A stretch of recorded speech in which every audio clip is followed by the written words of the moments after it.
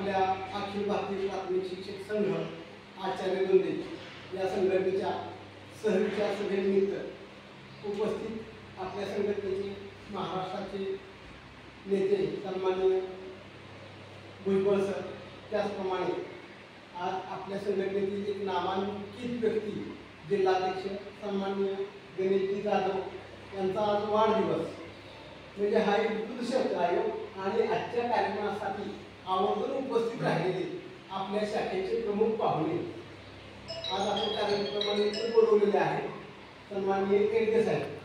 खरं तर आपण पाहतो शिक्षकांचे अनेक प्रश्न आहेत.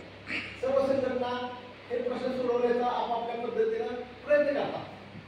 सगळ्या संघटना ह्या शिक्षकांच्या संघटना आहेत, म्हणजे शिक्षकांचेच प्रश्न सोडवतात. पण सर्वात महत्त्वाचा प्रश्न असतो तो आपला वेतन आयोग.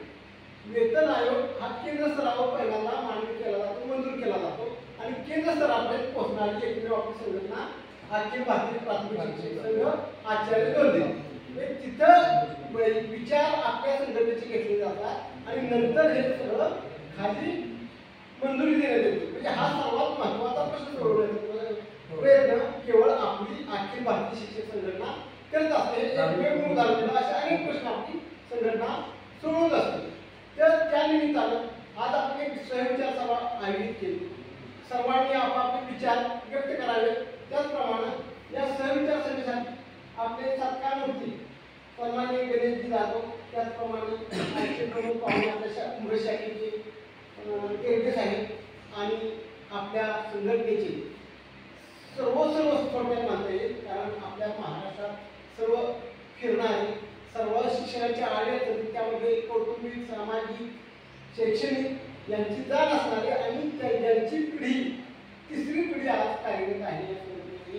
म्हणजे त्यांना पहिल्यापासून जे शिक्षक आहेत त्यांच्या अडचणी माहिती आहे आणि त्यामधून ते सोडवण्याचा निश्चित प्रयत्न करतात.